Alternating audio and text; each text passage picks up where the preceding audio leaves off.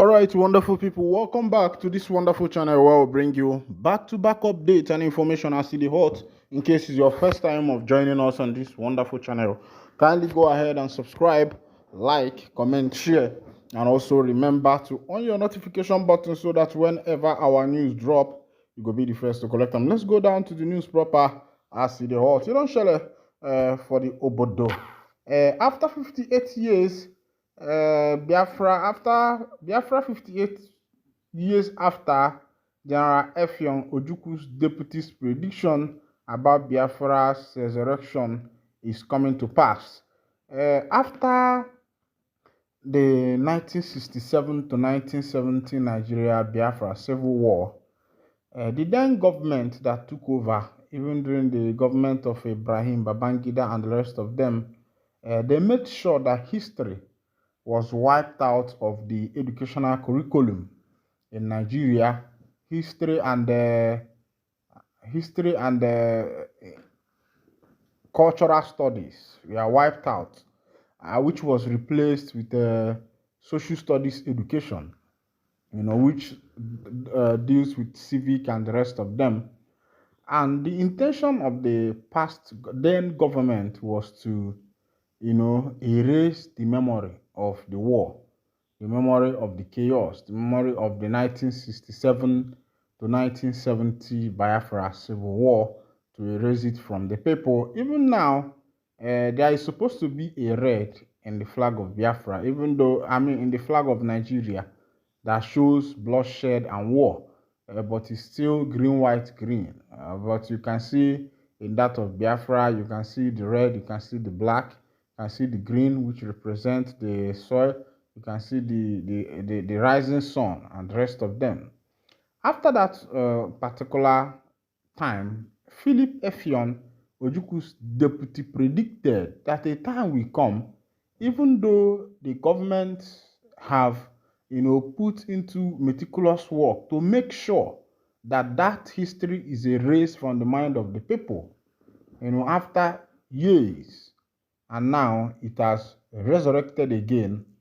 It looks as if a generation were born again with the same vision, with the same ideology. There has never been a time the push for secession, the push for independence state of Biafra has been pushed than in this present age. The age of Mazina Dekano, age of Simon Ekpa, and a lot of people, DOS, Ngozi Orabweze, Ogenkere, and every other people who are truthfully pushing that the nation called Biafra should come to pass. And the government have seen that ideology cannot be killed. The government has seen that wiping out history from educational curriculum even did much bad, because had it been that these courses were taught, this history were taught in school, people would have seen the consequences of war, the consequences of using the barrel of gun, even though that there had not been any history where independence was truly gotten without the barrel of gun. America did theirs for 30 good years with the British government before they properly got their independence. Most of the independence we have here in Africa, in Nigeria, in Chad, in Congo, Kinshasa, Congo, Zaire, in Mali, in Burkina Faso, in Ivory Coast, Ghana, name them, all the African countries is a negotiated. Liberia, all these places, their independence were negotiation, of which you know that the federal, the colonial masters, or the countries that colonized each of these African countries, still have a say. In Liberia today, America still decides who becomes the president. In Ghana, it's still the same thing. In Nigeria, it's still the same thing. Whoever will become president in this nation must go to London first. And if you doubt me, 2027 is coming. Whoever goes to London, becomes the president, because that is where every single thing is decided. Let's go down to full detail of the information of the day. On May 30th, 1967, Colonel Emeka Ojukwu, then governor of the defunct southeast region of Nigeria, declared the independence of the Republic of Biafra from Nigeria. His action followed the targeted mass killing of Igbo people in northern and western Nigeria, otherwise known as the pogrom of 1966. The birth of the new secessionist nation was met with resistance from the federal government, leading to the 30 months Nigeria Civil War. 58 years after, the Publicity Secretary of the Indigenous People of Biafra, IPOB, a group championing the realization of a sovereign state of Biafra, Mr. Imapafo, speaks on Biafra and what it means to the Igbo both historically and in contemporary times. He explained why the Biafran spirit is believed to be alive long after the collapse of the Republic in 1970. IPOB is aware that this is the 58th anniversary of the Biafra Declaration by the Eastern Consultative Assembly, led by our eternal leader, the late Dim Chukwuemeka Odumegwu Ojukwu. The Biafra Declaration was significant because it marked the beginning of the Biafra self-determination movement. It was made in the interest of Biafrans who were targeted for elimination in the northern and western region of Nigeria. The pogroms against Biafrans were driven by envy and jealousy. Only a tree watches idly while it is about to be cut down. As a proactive leader, our eternal leader Dim Ojukwu, in consultation with Eastern Region Assembly, had to declare Biafra as an independent nation to protect Biafrans from annihilation. However, the Biafra Declaration did not go down well with the Nigerian state and their British masters. They declared a genocidal war of extermination against the young and unprepared Biafran nation, but the Biafran leader, General Ojukwu, and other Biafran heroes fought a war of self-preservation to stop the planned ethnic cleansing and annihilation of Biafran. That is why IPOB annually remembers and honors those Biafran heroes who made irreparable sacrifice for us to be alive in our ancestral lands today. Biafra to Biafrans represents liberation from hate, jealousy, envy, ethnic cleansing, state-sponsored terrorism, political exclusion, political hooliganism, and economic servitude. The prayer of 98% of Biafrans today is for Biafran independence to Ndi Igbo and other indigenous Biafrans. Nigeria represents slavery and hopelessness.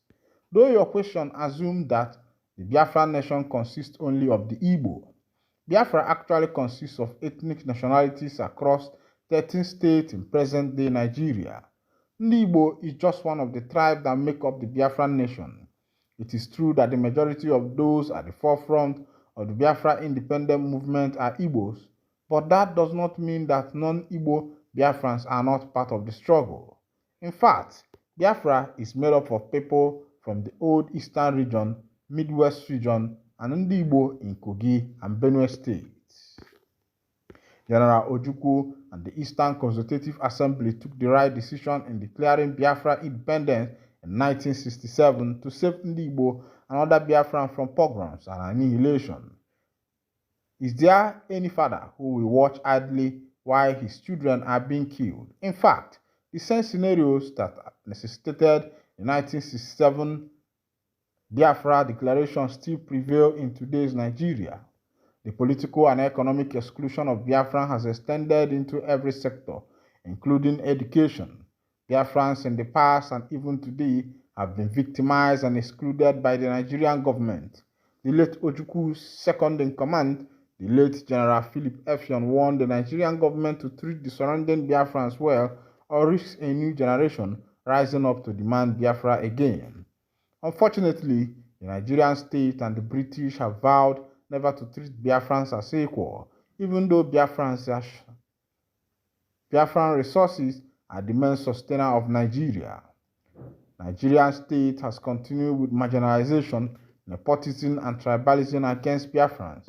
The new generation of Biafrans led by our leader Mazi Nnamdi Kanu through a peaceful IPOB movement, has come to demand what is rightfully ours.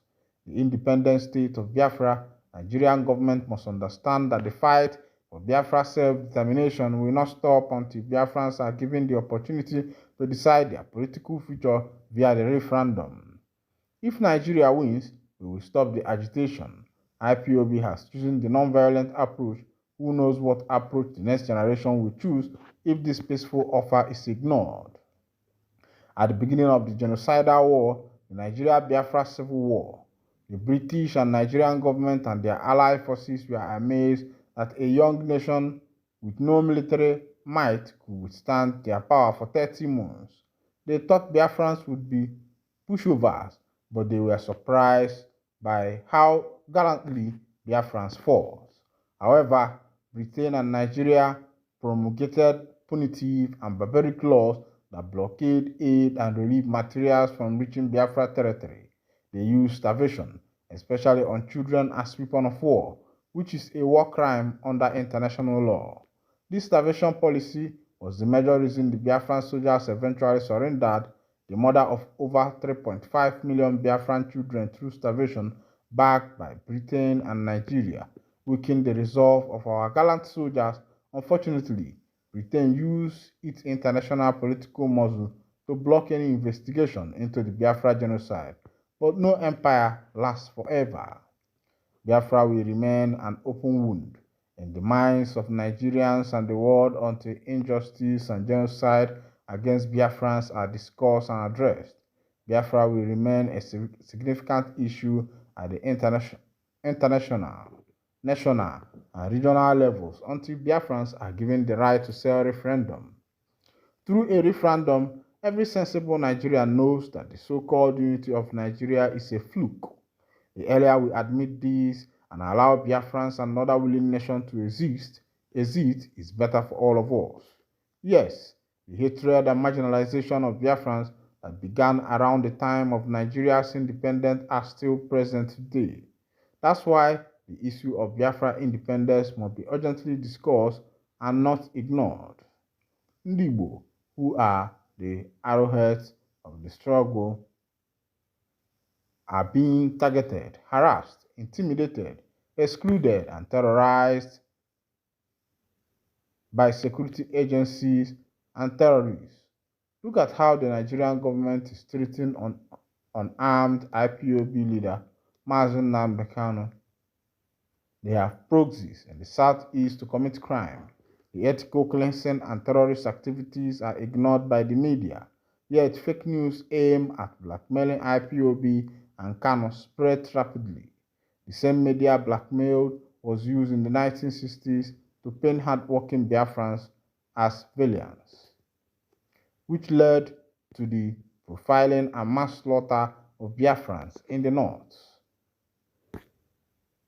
All right, this is coming from Mazi Powerful, who has came up to, he has said a lot of things, opened up on what is actually happening. And that Philip Efion's, should I call it a prophecy or maybe a foresight, is actually happening today. All right, this is where I've wound down the curtain. Thank you for listening. God bless you.